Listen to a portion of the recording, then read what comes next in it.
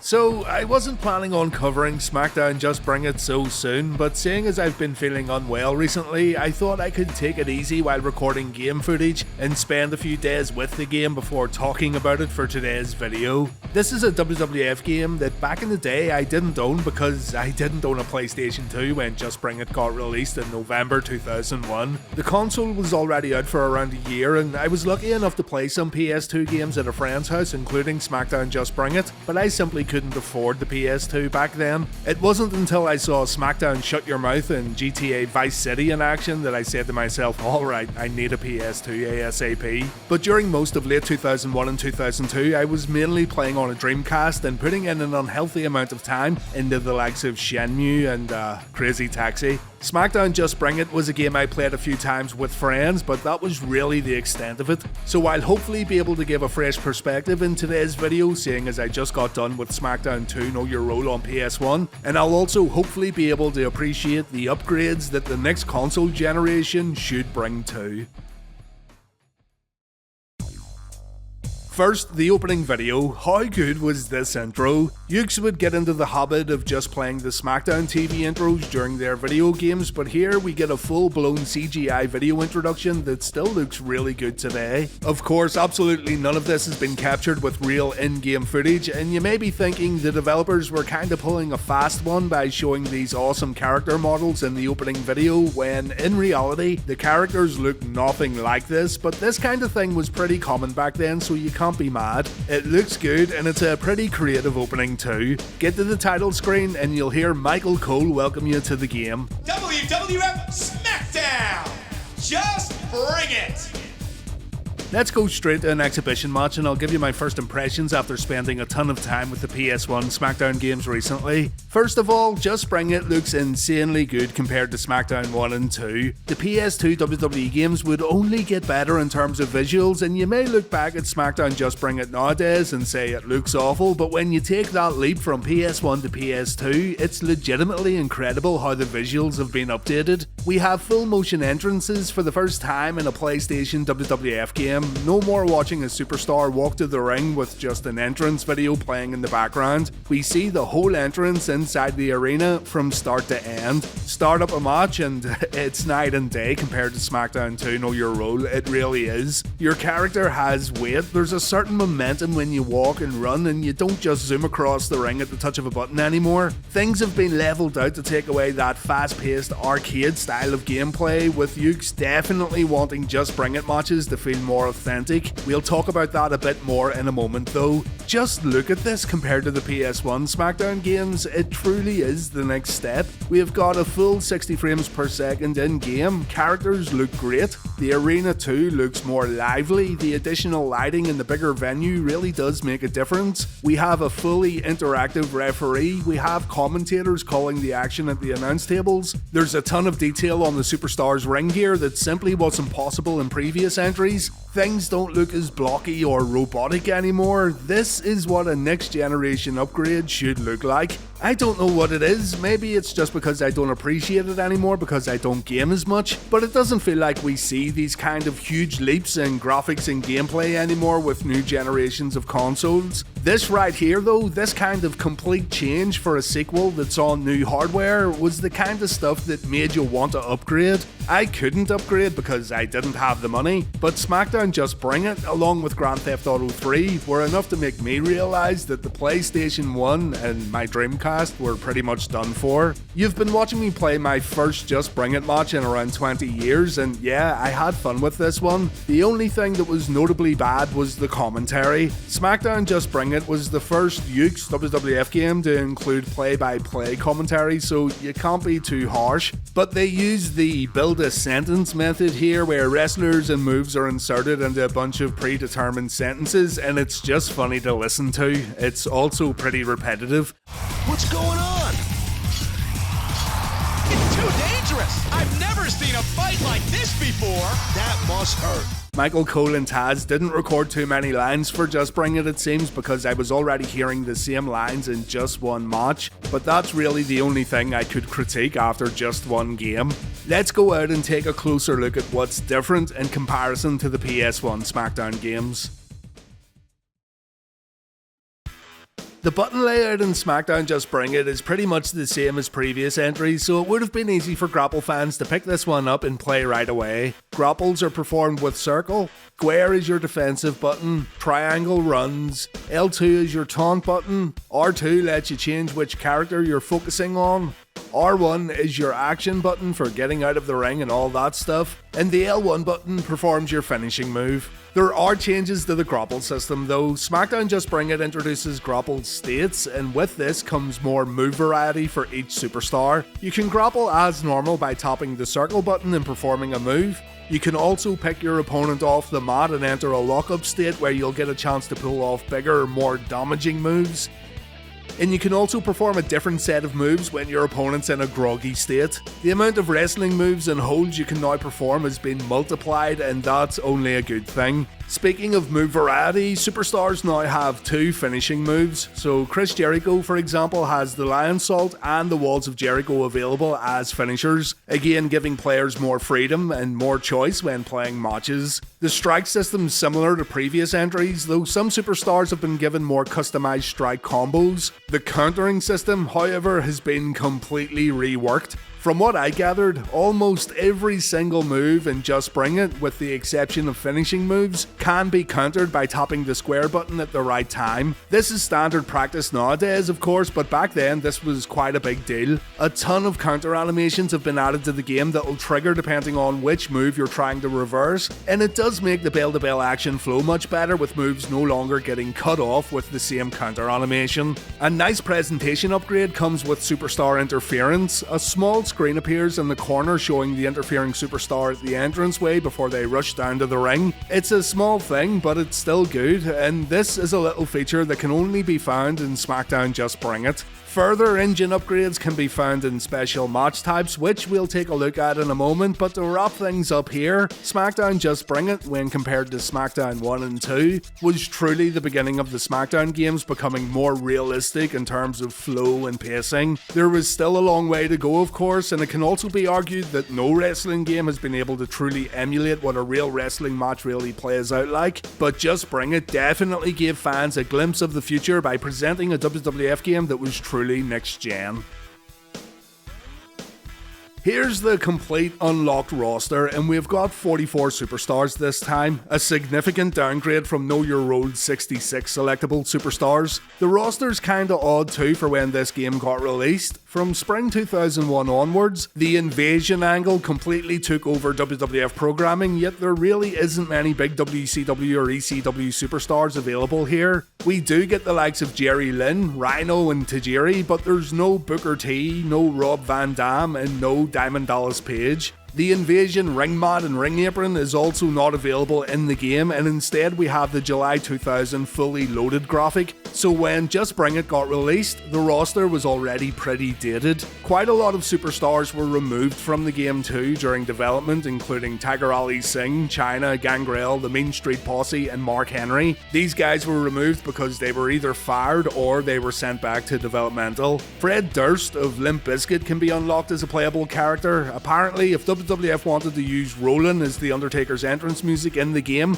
then Fred had to get included in the roster. And there's not a lot more to say here about the selectable characters really. It's a bit of a letdown both in terms of superstar count and the superstars included for that time period. Jerry Lynn getting included is pretty awesome. It's good to have guys like Raven too and Rhino, but I'm guessing the extra work that Yukes underwent when developing for a new console was the main reason for both the low amount of superstars and the somewhat dated selectable wrestlers and arenas. Speaking of arenas, we have quite a curious choice here. There's only one pay-per-view arena that sort of resembles WrestleMania 2000. However, there's a wide selection of ring mats and aprons available to add a further level of customization. You can also unlock the SmackDown Fist Arena, the UK Insurrection Arena, and the WrestleMania 17 Arena. So while this maybe doesn't seem like a whole lot now, back then it was quite decent. Again, we can only put these choices down to the developers getting used to the new hardware. The improvements made in the next Smackdown game are absolutely jaw-dropping, so you have to give them a pass here. It's a pretty common occurrence when a new console hits the market.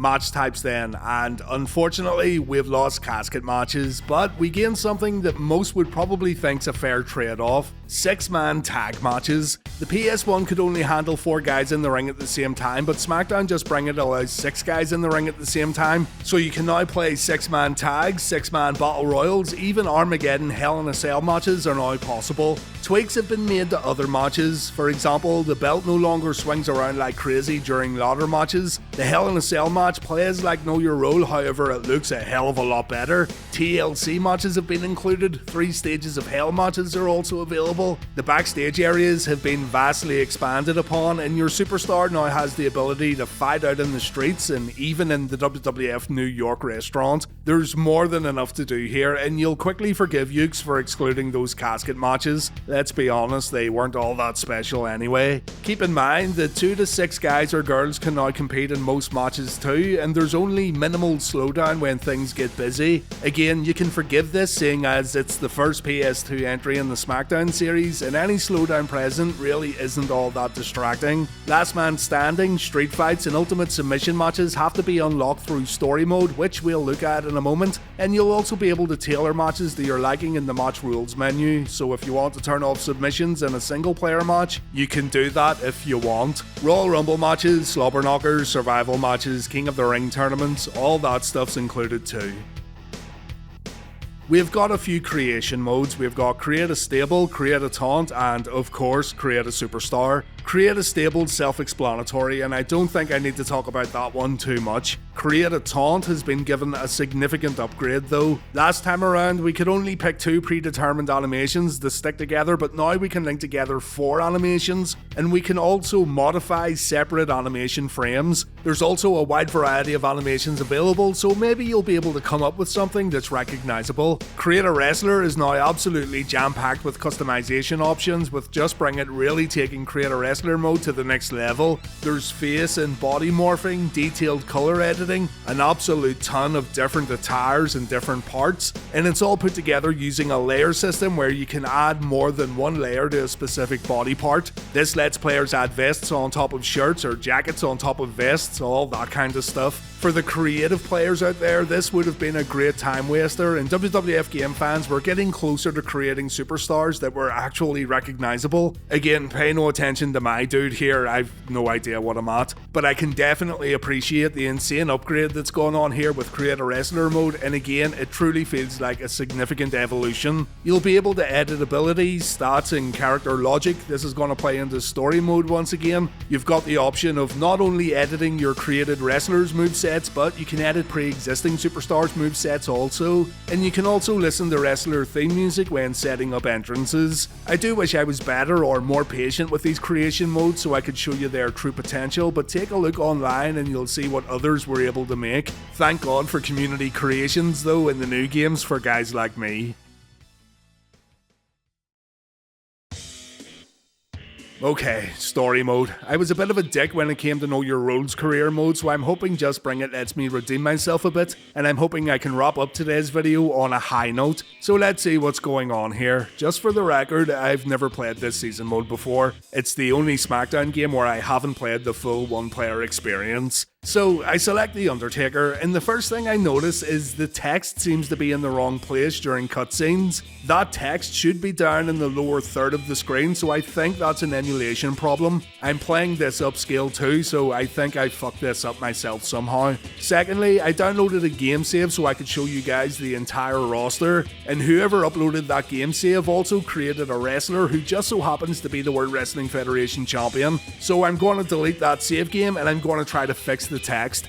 Well, the text I couldn't fix. I turned off every enhancement, I set everything to native. I'm doing something wrong obviously, but fuck it, I'll just put up with the text being in the wrong place. It's a small price to pay for the bump in resolution. So I clear out the memory card, I start a fresh game, I go to select the Undertaker, but it turns out the American Badass is actually the WWF Tag Team Champion by default.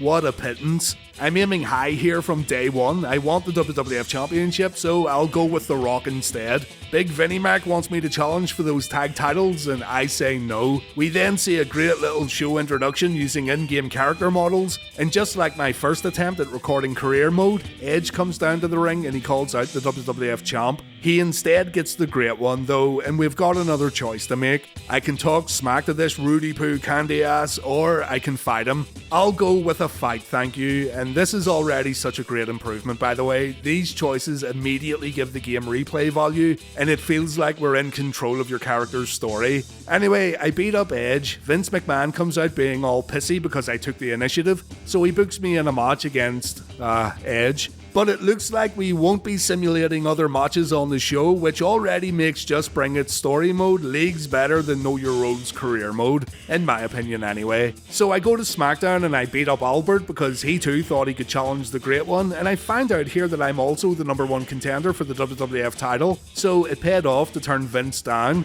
and already I'm getting my WWF title shot at WrestleMania 17. That no good bastard Vince McMahon announces that he's going to be the special referee, but still, I go to Mania, Rock and Austin steal the show, Rock wins a tremendous last man standing bout to capture the WWF Championship, and I've completed story mode? What? I've wrestled 3 matches and I've completed story mode? Okay, so the goal must be to get to WrestleMania, and seeing as I picked The Rock, my journey was fast-tracked, so I try again with someone else. Let's go with Crash Holly and fucking Vince and those tag title shots, man. I'm gonna say no again and see what happens in the arena. There's Eddie Guerrero coming out. Eddie says the exact same thing that Edge said earlier. This time I won't go down to the ring and fight him though. Christ, okay. Crash is talking about getting a title match against The Rock also. I'm starting to think that story mode isn't as varied as, wait, I remember this from Shut Your Mouth. You can walk around the arena and on the streets in first person mode, and you can bump into different superstars. There's nobody in the main hall, there's nobody out on the streets. I go to the parking lot and, what's this creepy bastard doing here? Seems like he doesn't have any time for poor little Crash Holly. He says he's busy, probably forking out some hush money or something, I don't know. But I end up in the same position as before, fighting the guy I interrupted earlier in the show. I beat Eddie Guerrero. I go to Smackdown where Jeff Hardy has replaced Albert. This time though, I'll stay backstage instead of fighting just to see if something different happens, and wait, Jeff's the #1 contender now just because I didn't show up? That's the fucking easiest way to get a main event WrestleMania match, like, ever. I'm told backstage that William Regal wants to see me. I go downstairs and see Earl Hebner, and there we go. I can now go for the hardcore belt, or I can go see what William Regal wanted. So the decisions you make are pretty crucial in steering your story mode down different paths. Through the conversation with Regal, we can challenge for the IC title or the light heavyweight title. So yeah, there is some variety in terms of storytelling, but I wonder if it ends again as soon as I win a championship. I challenge for the light heavyweight title, I beat Tajiri on Smackdown for the belt, and no, the story mode actually continues on. Man, playing with The Rock really does speed up the whole process, doesn't it? I'll leave the story mode for now, but this is good. By today's standards, of course, it's not much, but back then, the ability to choose different answers to questions in order to take your superstar on different paths with different matches and new opponents, all this would have been amazing back in the day, and yes, without a doubt, it's better than the career modes found in Smackdown 1 and Smackdown 2. Smackdown Shut Your Mouth would expand upon Just Bring It story mode greatly though, but we'll look at Shut Your Mouth in an upcoming video. I'm pretty sure many of you watching today's video are going to look at those character models and move animations and think, man, this looked pretty rough. And you'd be right in thinking so. Just Bring It did not utilise the full capabilities of the PS2 as evidenced by subsequent WWF games, but as mentioned at the top of this video, you have to give them a pass because it's the first WWF game on a new console. When you come from Smackdown 2 Know Your Role in the PS1 though, it's really incredible how Yukes managed to completely upgrade the fundamentals and create create a new wrestling game while still retaining what made the previous game so much fun. There isn't a change in Just Bring It that's bad. Every last thing that was changed for the better, with the only things I could really complain about being the roster and the commentary. But you can forgive the roster due to the extended development time, and you can forgive the commentary because it's the first time Yukes tried to implement it. Although honestly, I think the commentary in WWF Attitude and even WCW Mayhem were better than Just Bring It. When this got released though, it would have been the top dog. There was no point playing past wrestling games because you just wish you were playing Just Bring It. But Smackdown Shut Your Mouth would get released the following year, and really, that game would make Just Bring It pretty redundant. A much bigger roster, a story mode built around the first WWE draft, a much cleaner looking game with updated animations, updated character models, loads of arenas, and just a ton more fun to play through. Smackdown Shut Your Mouth would end up being one of my favourite WWE games of all time, and I'm looking forward to covering that one very soon.